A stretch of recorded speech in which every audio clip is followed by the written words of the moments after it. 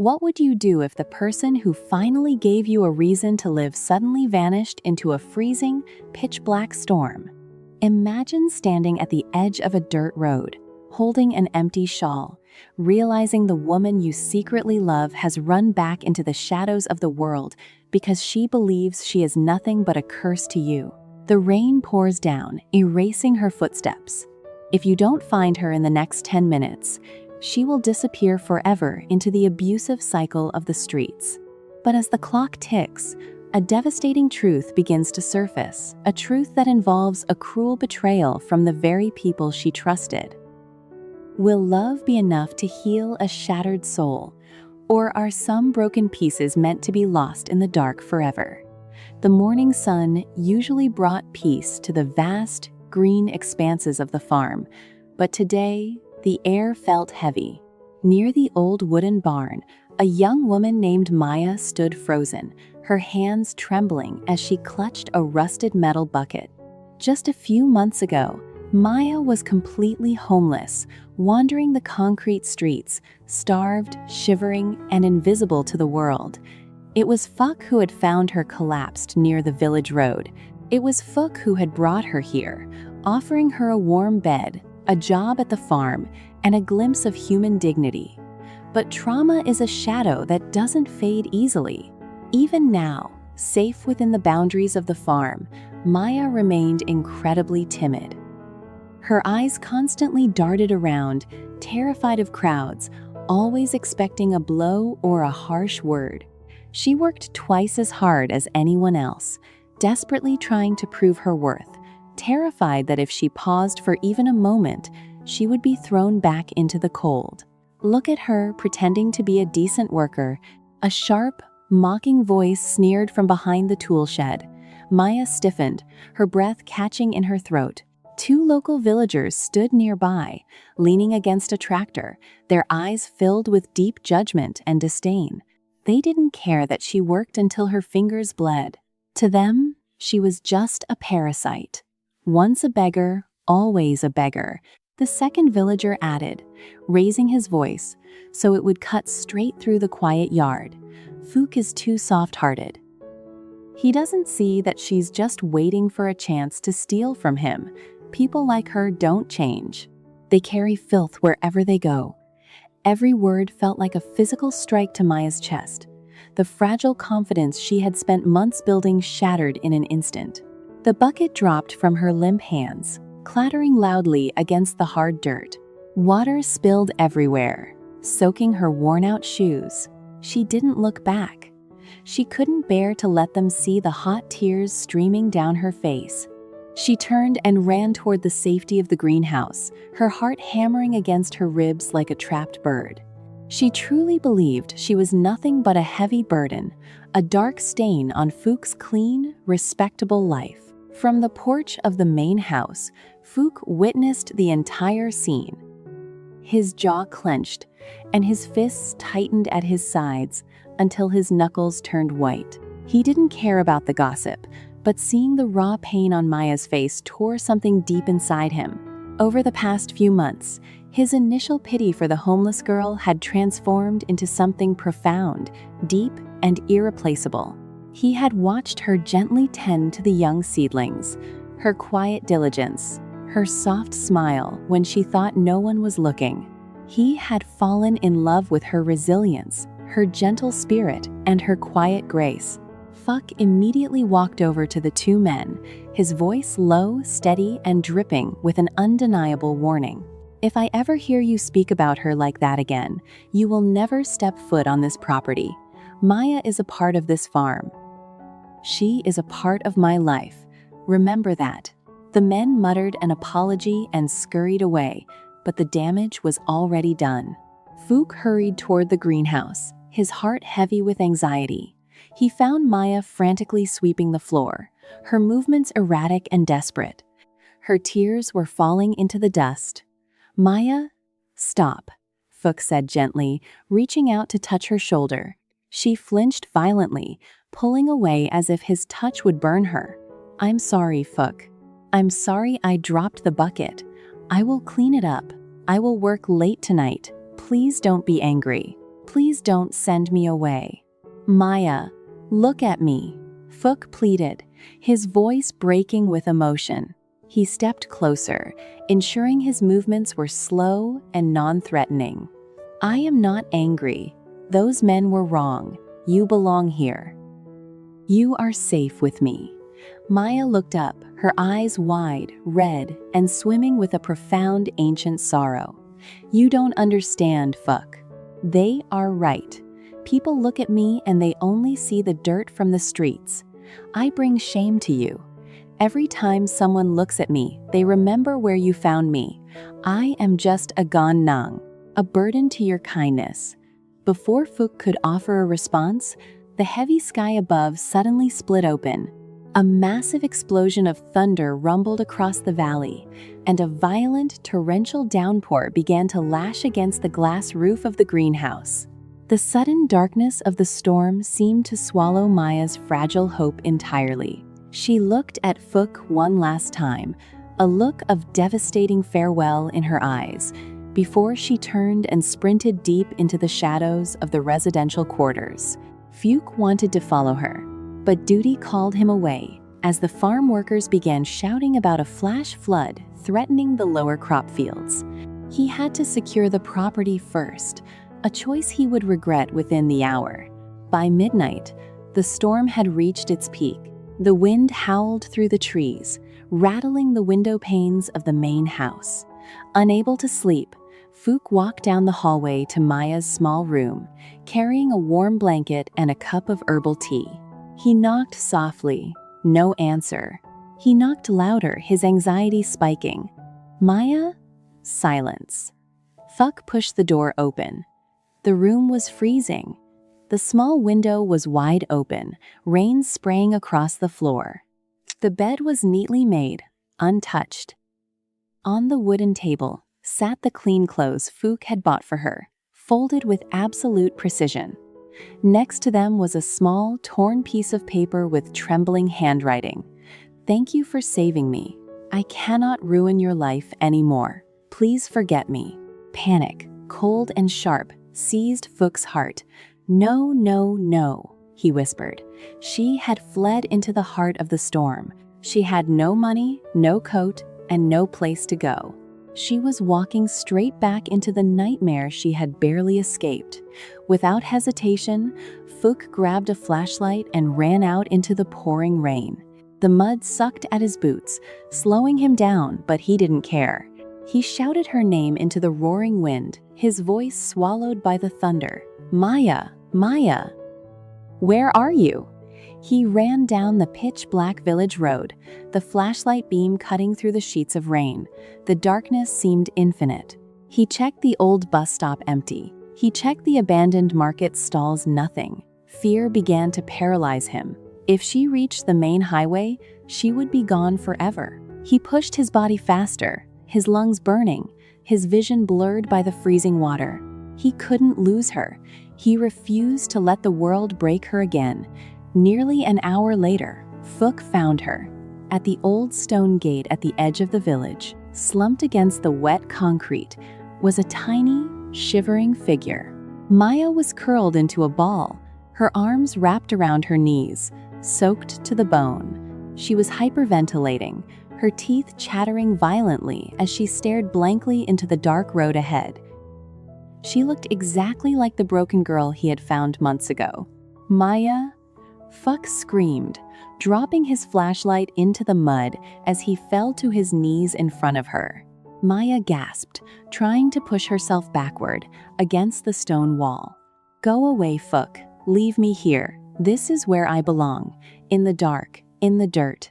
Instead of arguing, Fook pulled her forcefully into his arms. He wrapped his strong arms around her shivering frame, pulling her tight against his chest, completely ignoring her weak attempts to push him away. He held her with a fierce, protective desperation, sharing his warmth, shielding her from the icy downpour. I am not leaving you, Fook vowed, his voice cracking with raw emotion as his own tears mingled with the rain on her cheek. I don't care about the world.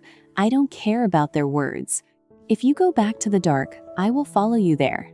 But I want you here, in the light, with me. Maya's resistance finally collapsed. She clutched his wet shirt, burying her face into his shoulder, weeping with a release of pain that had been bottled up for years. "Why?" she sobbed, her voice barely a whisper against the roar of the storm.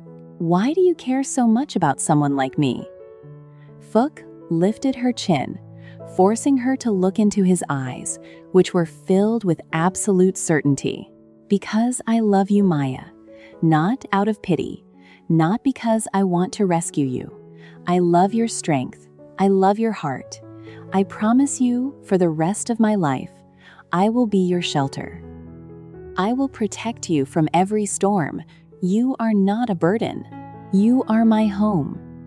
Hearing those words, something shifted deep inside Maya. The heavy chains of her past didn't disappear completely, but for the first time, she felt a glimmer of genuine warmth. She allowed Phuc to lift her up into his arms and carry her back through the rain, heading toward the farm, toward a future she never thought she deserved. The next morning, the storm had passed, leaving behind a crisp, clear sky. But while the emotional crisis had been averted, an awkward, fragile tension hung in the air.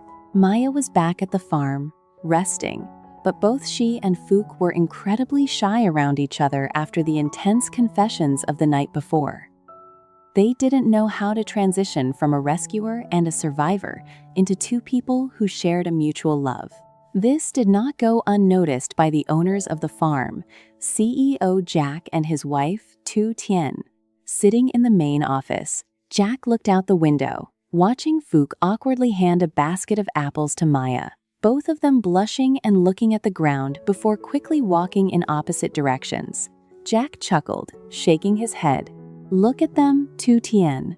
They are completely crazy about each other, but they are too terrified to take a single step forward. If we don't intervene, they will be playing this game of hide and seek until next year." Tu Tien smiled, a warm, brilliant spark in her eyes. She placed a cup of tea on Jack's desk. "Maya's heart is like a delicate flower that just survived a brutal winter, Jack. She needs time.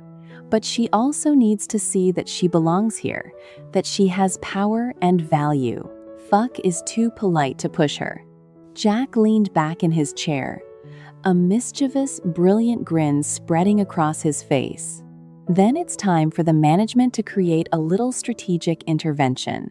I think it's time for a new project." Tu Tien laughed softly, catching on immediately. "A matchmaking plot. I like the sound of that. What do you have in mind, Mr. CEO?"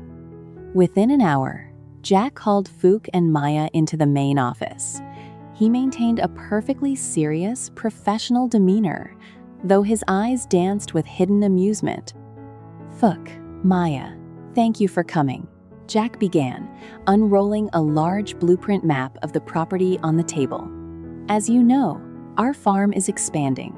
We have just acquired the new hilltop orchard, about 3 miles up the valley. It's isolated, quiet, and requires a lot of dedicated, meticulous care to set up the new irrigation system."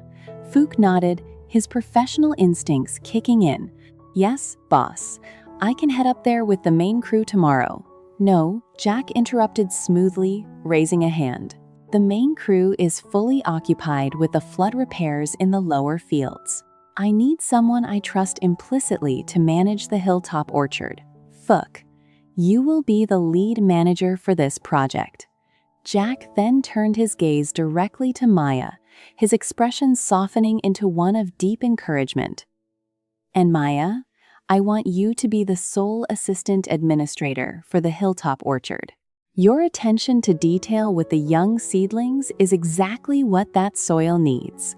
You will be fully responsible for coordinating with Phuc." Maya gasped, her hands flying to her mouth. "Me?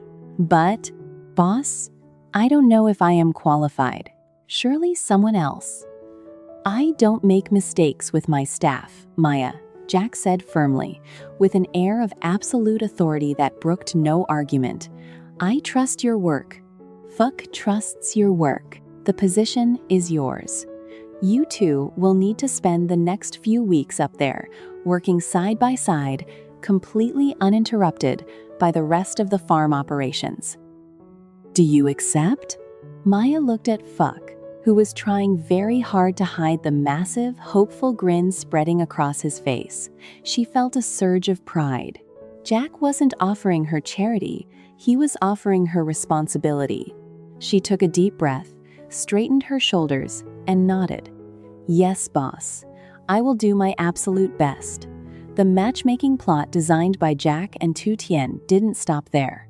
The hilltop orchard was beautiful, surrounded by rolling hills and ancient trees, completely removed from the noise and judgment of the village. For days, Fook and Maya worked side by side. They repaired the wooden fences, planted the new crops, and mapped out the water lines.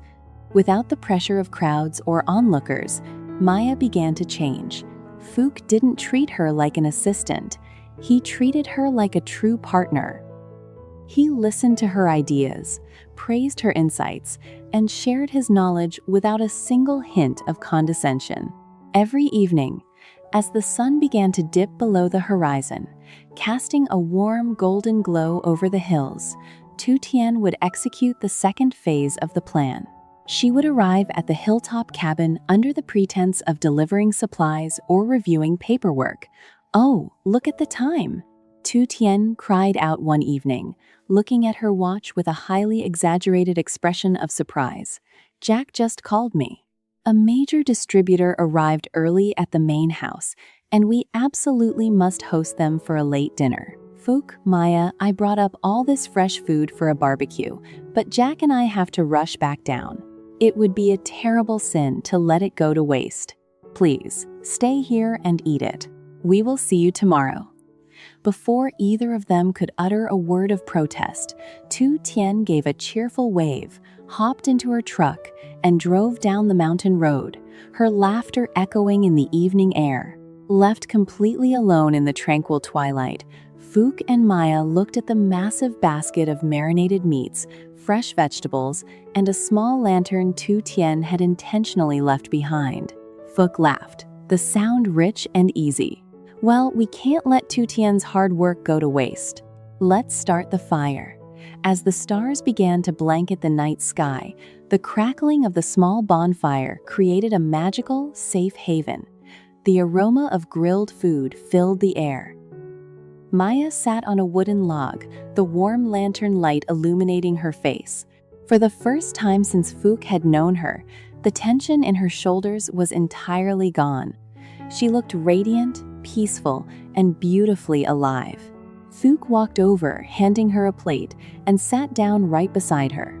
"Are you happy here, Maya?" he asked softly, his eyes reflecting the amber flames of the fire.